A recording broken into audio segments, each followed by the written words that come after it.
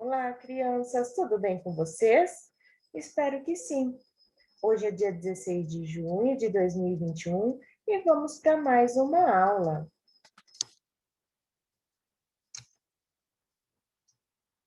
Nossa rotina será a oração, cabeçalho, a leitura, que será postada no grupo de WhatsApp da sala e precisa ser realizada por vocês, e a apostila de Ciências e História. Ciências das páginas 17 a 20 e História das páginas de 15 a 17. Sente-se num lugar calmo, tranquilo, claro, limpo, para você realizar as suas atividades. Sempre que necessário, pause o vídeo, tá bom? E retorne, né? Caso tenha alguma dúvida, escreva, depois retome ao vídeo, ok? Então vamos lá. Para iniciar o nosso dia, nada melhor do que fazer uma oração e entregar nosso dia a Deus, né? Então vamos lá. Santo anjo do Senhor, meu zeloso guardador, se a ti me confiou a piedade divina, sempre me rege, me guarde, me governe, me ilumine. Amém.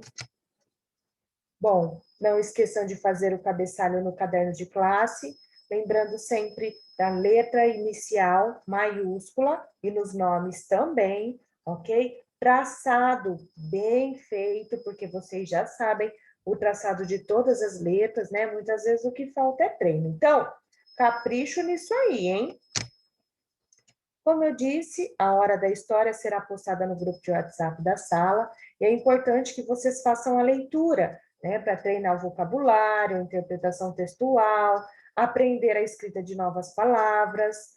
Como eu também falei na aula de língua portuguesa sobre a importância da leitura das histórias que são postadas, elas ajudarão vocês a compreender melhor as situações isso em todas as disciplinas. Então, ler não te ajuda só na disciplina de língua portuguesa, mas em todas as outras, em todos os momentos, né, da nossa vida que precisa ir fazer a interpretação de algo.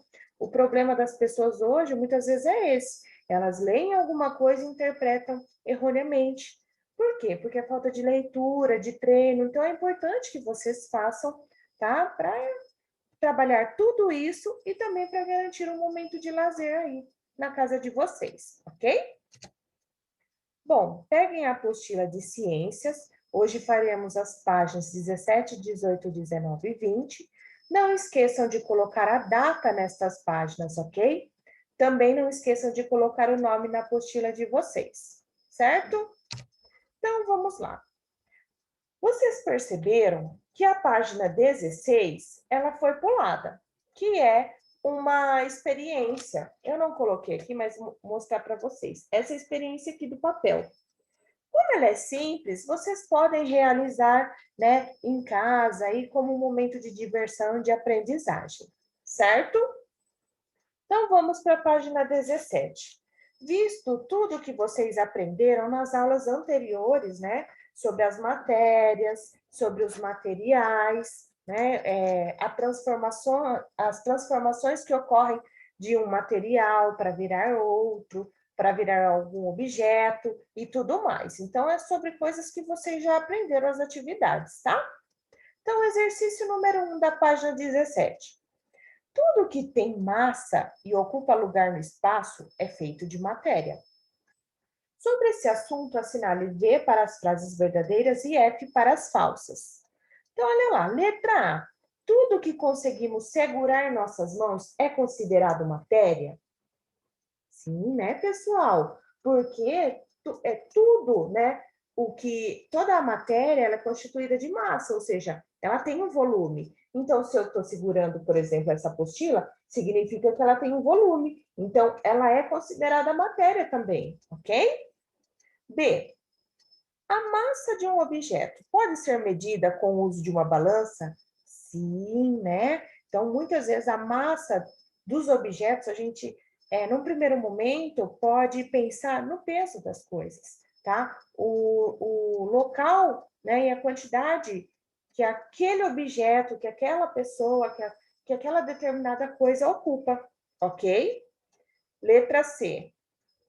A massa de um objeto está relacionada com o espaço que ele ocupa? Não. Então, o peso, por exemplo, de uma pessoa está relacionado ao espaço que ela ocupa? Não, é ao contrário. Muitas vezes o espaço, né? Muitas vezes não, sempre, o espaço que determinada coisa ocupa está relacionado com a massa, né? É ao contrário, não a massa relacionada ao espaço. D. O volume de um objeto está relacionado com o espaço que ele ocupa? Sim, né? Então, o objeto só ocupará o espaço que ele consegue ocupar, né? E os objetos são formados por diferentes materiais? Com certeza, né? Todas as coisas aí é feita de um tipo de material. O caderno é feito de um material, o brinquedo é de outro, né? A fruta é de outro e assim por diante, ok? Um bolo de outra, né? Que vocês já aprenderam na aula anterior. Bom, continuando na página 17, eu tenho o exercício 2. Existem diferentes tipos de matérias. De materiais. Quando os materiais sofrem transformações, ou seja, né, passam a ter utilidade para os seres humanos, então, por exemplo, um pedaço de madeira, ele pode não ter utilidade alguma. A partir do momento que ela é transformado para que o ser humano utilize em algo, ele passa a ter utilidade. Temos aí um objeto. A madeira, por exemplo, é um material que pode ser transformado em vários objetos, como lápis, mesas e cadeiras. Então, para eu ter um objeto, eu preciso de um material. E esse material precisa ser transformado em algo que tenha utilidade para ser considerado um objeto, que é esse exemplo aqui, a madeira sendo transformada em uma mesa com banquinhos, por exemplo. Ok? Bom, lembre-se de alguns objetos que você utiliza em seu dia a dia e complete o quadro a seguir. Então, eu tenho aqui, ó, material e objeto. Então, vocês podem escolher o que vocês quiserem. Então, eu posso colocar aqui, ó, um material. Vou dar um exemplo meu, tá? Vocês podem pensar na casa de vocês outros objetos, outros materiais. Então, eu colocaria, por exemplo, aqui, ó, material, madeira, caderno. O objeto seria caderno. Por quê? Porque as folhas de papel, elas vêm da madeira, que é o material, que no caso é a matéria-prima. Eu poderia também colocar aqui como material plástico, objeto, um copo. Eu poderia colocar um material, um metal, o objeto, um talher. Então, é isso que vocês farão. Pensarão no material e no objeto que esse material pode ser, né, realizado a partir deste material. Que objeto eu posso ter a partir deste material? 4 opções, ok? Bom, seguindo, vamos para a página 18, no exercício 3. Leia o texto sobre um brinquedo que já fez bastante sucesso entre a criançada, a bolinha de gude. Depois faça o que se pede. Então, eu farei a leitura uma vez, vocês pausem o vídeo e leiam novamente. É o momento de treinar a leitura também, ok? Para olhar, pegar, brincar. Hoje em dia são feitas de vidro e podem ser coloridas, transparentes, com desenho dentro. As bolinhas de gude mais antigas de que se tem notícia são egípcias. Pertenceram a uma criança 3.000 anos antes de Cristo. Mas a brincadeira com bolinhas existe em todo o mundo. Elas já foram feitas de argila, pedra, madeira, osso, jade, ágata, metal ou mármore. Tanto faz do que são feitas. O que importa é que as crianças adoram jogar bolas de gude. Existem 1000 maneiras de se jogar, conforme a região e a época. Pergunte a seus pais, tios, primos e amigos se eles conhecem algum jogo de bolinha de gude. Olha que interessante. Vocês perceberam aí que, né, foi dito que as bolinhas de gude são feitas de alguns materiais. E citado foi jade e ágata. Jade e ágata, metal, mármore, pedra, argila, né? São alguns materiais que as bolinhas de gude já foram feitas ou podem ser feitas, tá? A jade e a ágata são pedras, tá bom? Bom, Esse texto é da Ruth Rocha, está no almanaque da Ruth Rocha, ok? Então, pausa o vídeo, né? Se você quiser ler para o seu pai, para sua mãe, para sua avó, para sua tia, quem estiver aí com você para conhecer um pouquinho, fique à vontade. Aí vem as atividades. Letra A. A bolinha de gude é considerada um objeto, né? Já que o vidro foi transformado em algo que passou a ter utilidade para o ser humano. Então, a bolinha de gude, nos dias de hoje, ela é feita de vidro. Então, aqui na letra A, você tem que colocar: a bolinha de gude é considerada um objeto, já que o vidro foi transformado em algo que passou a ter utilidade para o ser humano. Então, material, vidro, objeto, bolinha de gude. B. Grife no texto o nome dos materiais que já foram usados para fazer as bolinhas de gude.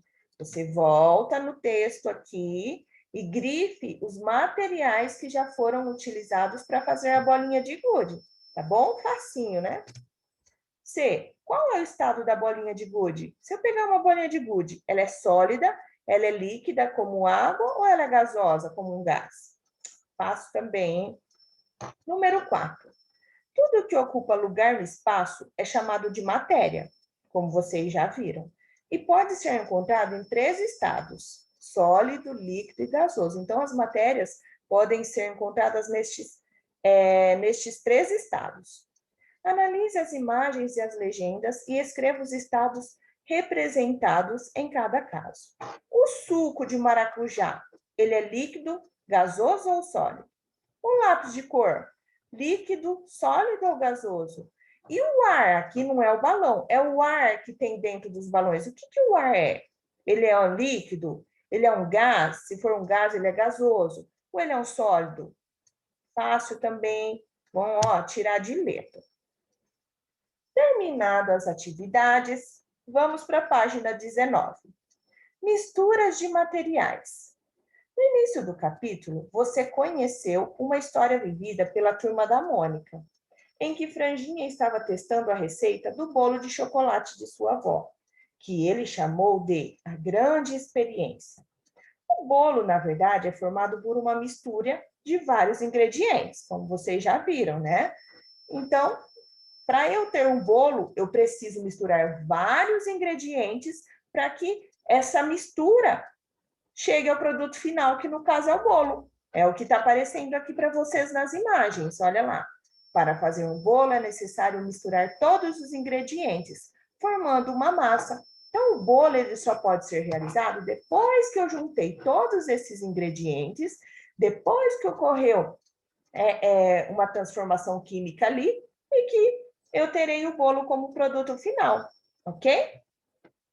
As misturas são formadas por 2 ou mais componentes. Um componente é mistura? Não, porque ele está sozinho, então preciso de 2 ou mais componentes. Também conhecidos como substâncias. A maior parte dos materiais que observamos ao nosso redor é formado por misturas. Encontramos exemplos de misturas em quase tudo que nos rodeia. Observe estes exemplos. Então, pessoal, todos os objetos que nós temos, né, todas as coisas que nós utilizamos, elas são feitas a partir de substâncias que juntas, né, que misturadas, chegam ao produto final. Então, tudo que você pensar, por exemplo, a madeira.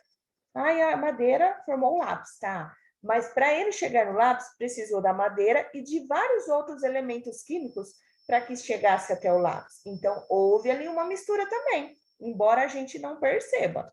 Diferente do bolo, que a gente percebe que misturando várias substâncias, eu tenho um bolo ao final, tá? Então, onde eu posso encontrar mistura? Então, olha lá. O granito é uma rocha formada por vários minerais. Olha a mistura. Mistura de vários minerais. Na imagem é possível distinguir esses minerais pelas cores. Então, cada cor que você observa aqui no granito é um tipo de mineral. Ou seja, para formar o granito, eu precisei de uma mistura de várias substâncias. Olha que interessante, a água do mar também é formada por mistura de água e sais. Lembra que eu preciso de 2 substâncias ou mais para ter uma mistura? E por último, o solo, que é formado por uma mistura de pedaços de rocha, água, ar e restos de plantas e animais. Então, tudo eu tenho, né? Tudo que eu utilizo, tudo que eu tenho é uma mistura de 2 substâncias ou mais para se chegar até aquele produto, né? Que eu posso ver, que eu posso utilizar. Legal, né? Facinho esse conteúdo. Para finalizar ciências, vamos para a página 20. Nem todas as misturas apresentam o mesmo aspecto. Vocês podem pensar até por esse lado aqui. O granito, a água do mar, o solo, não têm o mesmo aspecto. Eles são diferentes. Ao observarmos a água do mar, podemos perceber que ela tem aspecto uniforme. O que é isso, professora? Ou seja, é impossível distinguir cada um dos seus componentes. Só de olhar a água do mar, eu não consigo saber onde está o sal ali. Então, não tem como saber. Ela é uniforme, tá?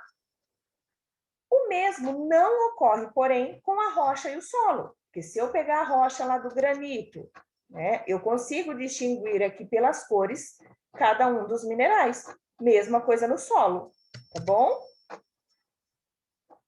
O mesmo não ocorre, porém, com a rocha e o solo. Ao observarmos essas misturas, percebemos que elas não têm um aspecto uniforme, já que é possível identificar seus diferentes componentes. Então, eu posso ter misturas que eu consigo identificar os componentes, né, as substâncias que a formam, e tem misturas que não, certo? Você já ouviu falar do soro caseiro? Essa bebida foi muito usada, ainda é, viu? Para evitar e tratar a desidratação em crianças com diarreia. Em seu preparo, utiliza-se sal, açúcar e água. Então, até hoje, pessoas que estão com diarreia, quando vão ao hospital, por exemplo, o que toma? Soro. Lógico que o soro que está lá no hospital foi feito na indústria, né? Com todos os cuidados, com todas as substâncias, as quantidades adequadas para aquele soro. Mas nós também podemos fazer soro na nossa casa. Olha lá, ingredientes do soro caseiro. Há muito tempo, né, quando não tínhamos como tratar, não tinha a saúde, não era tão desenvolvida, muitas pessoas tomavam o soro caseiro em casa para cortar esses episódios de diarreia, para se hidratar, né, quando estava com febre, né, e assim foi um remédio, é uma mistura utilizada muito, tem locais que ainda utilizam essa mistura caseira de soro, né? Então, o que vai no soro? Água, açúcar e sal. Depois de pronta, essa mistura fica com aspecto uniforme. Então, se você pegar na sua casa um pouco de água, um pouquinho de sal, um pouquinho de açúcar e misturar, ela vai ficar uniforme, ou seja, você não consegue identificar quem que é o sal, qual que é o açúcar, tá bom? Isso ocorre porque nessa quantidade, o sal e o açúcar se dissolvem completamente na água. Ou seja, misturam-se com a água em partes tão pequenas que não conseguimos diferenciá-los no líquido. Virou, então, uma mistura uniforme depois que mexemos e eles são dissolvidos. Dizemos, então, que o sal e o açúcar são solúveis na água. Quando o açúcar e o sal se dissolvem completamente na água, forma-se uma mistura de aspecto uniforme, ou seja, eu não consigo identificar os outros elementos, certo? Agora observe uma mistura de água e areia, é diferente. Nela é possível ver os grãos de areia, ou seja, essa mistura não apresenta aspecto uniforme, porque eu consigo identificar ali a partícula de alguns materiais. A areia não se dissolve na água e por isso dizemos que ela é insolúvel na água. Então, aqueles que somem na água são solúveis, aqueles que não somem são insolúveis, tá? Bom, pessoal, ciências, por enquanto, é isso, tá? Espero que vocês tenham compreendido. E se mesmo assim assistiu a aula e ainda tem dúvida, quer conversar, é só nos procurar, ok? Bom, dando seguimento para a nossa aula, vamos para a história na apostila, nas páginas 15, 16 e 17. Não esqueçam de colocar a data de hoje, ok? Deixa eu pegar a minha apostila aqui também. Só um minutinho. É a segunda unidade, rumo ao interior. Como assim, professora? Então, você pode observar aí que na capa da unidade, temos aqui ó, os chamados bandeirantes, que são esses homens aqui, que nós já vou explicar para você quem são, e aqui os índios escondidinhos. Ó. Por quê? Porque quando eles chegavam aqui no nosso, né, nas nossas terras, como eu já contei para vocês, eles vinham de barco. Não tinha carro, né, automóveis, coisas que eles pudessem adentrar a mata e ir mais para o meio do país. Eles ficavam ali no litoral, né, na região ali do mar, nas praias, né, vamos dizer assim. Só que chegou um tempo que eles começaram a querer explorar o interior das terras brasileiras. E é por isso que ele está apontando aqui, ó, como se ele apontasse para o meio ali das nossas terras, né? Dizendo, temos que explorar lá também, para ver o que tem lá. Ok? É isso, então, que mostra essa figura aí. Página 15. Neste capítulo, você vai estudar como ocorreu o povoamento do interior do território brasileiro, alguns anos após a chegada dos portugueses. Ou seja, como que os portugueses formaram os primeiros povos nas terras mais ali no interior, no meio do Brasil, e não somente no litoral ali perto do mar, ok? Do litoral ao interior, as expedições bandeirantes. Um século, ou seja, 100 anos após a chegada dos primeiros portugueses ao Brasil, já era possível observar vilas e cidades espalhadas por diferentes regiões do litoral.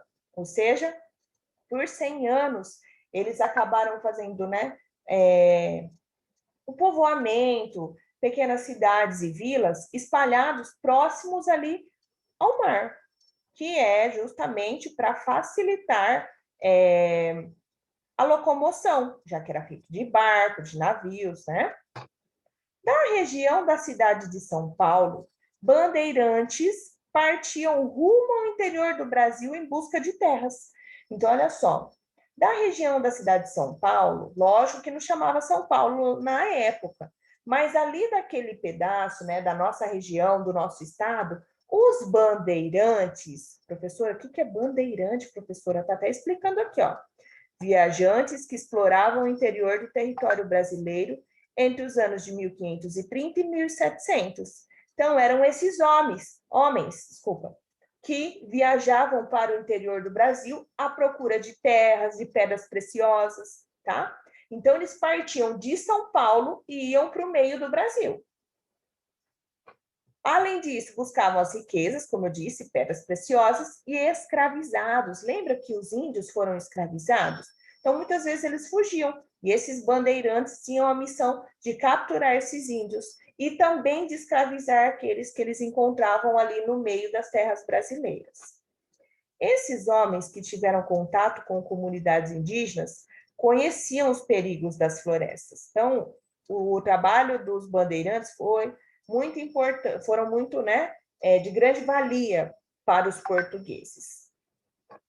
Aqui tem uma foto, né, de José Almeida Júnior, que se chama A Partida de Monção, em 1897, tá? E aqui tem a legendinha que está explicando o que ela significa. Para chegar ao interior do Brasil, os bandeirantes realizavam longas caminhadas ou usavam canoas para percorrer os rios. Como eu disse, não tinha, né, automóveis naquela época. Nessa obra, o artista Almeida Júnior representou um grupo de bandeirantes finalizando os preparativos para uma viagem. Então, observa aí na sua apostila. Eles estão se arrumando, olha lá, puxando canoas, pegando as bagagens. Por quê? Porque essas expedições, essas viagens demoravam dias, semanas, meses, tá? Onde eles iam buscar essas riquezas, mais escravos, né? E mais terras ali no interior do nosso país. Continuando na página 15. Os principais objetivos das expedições, ou seja, o que eles queriam, o que os bandeirantes queriam nessas viagens? eram capturar indígenas para trabalhar como escravos, perseguir os escravizados fugitivos, porque tinha alguns indígenas que fugiam, eles iam atrás desses indígenas. Destruir quilombos, ou seja, as comunidades onde esses indígenas que fugiam formavam para viver, né, longe, e os escravos também, os africanos, como vocês já aprenderam. Então, eles destruíam essas comunidades que eles formavam, que esses fugitivos formavam, e buscar também os metais preciosos, tá? Então, nessa obra de Debré, que se chama Soldados Índios de Mogi das Cruzes, é possível observar a representação de um grupo de bandeirantes, olha só, armados aqui, ó, enfrentando os indígenas. O bandeirante que aparece em destaque usa chapéu, botas e um colete acolchoado para se proteger das flechas lançadas pelos indígenas. Então, os bandeirantes já conheciam os perigos da floresta, e é por isso que eles já iam preparados, armados, para enfrentar mesmo as batalhas com os indígenas, ok? Bom, na página 16, temos uma atividade, compreendendo a história. Número 1, leia a afirmação e a imagem a seguir. Então, a imagem está aqui e essa é a afirmação da imagem. A conduta dos bandeirantes paulistas, olha lá, bandeirantes paulistas, porque eles partiam de São Paulo, especialmente em seus confrontos com índios e negros, caracterizou-se quase sempre por uma extrema violência. Por quê? Porque o intuito era capturar índios para ser escravo, capturar os fugitivos, então eles agiam com muita violência. E na foto aqui, ó, a gente até percebe aí, ó, ao fundo alguns indígenas, né, eles, lógico que eles tinham medo, né, ele armado de botas, a roupa, né, para se proteger das flechas dos índios. E aqui embaixo eu tenho os dados dessa tela.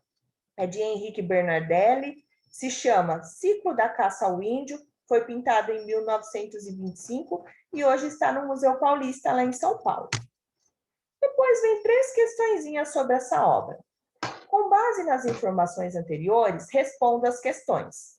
Qual é o título dessa pintura? Então, você olha aqui embaixo da obra, olha o título. Ciclo da Caça ao Índio. Descreva o bandeirante representado nela. Então, são 2 perguntas em uma. Então, qual é o título dessa pintura? Ciclo da Caça ao Índio. Descreva o bandeirante representado nela. E esta pintura mostra um bandeirante vestido de bota, chapéu e armado. Só isso. Simplesinho.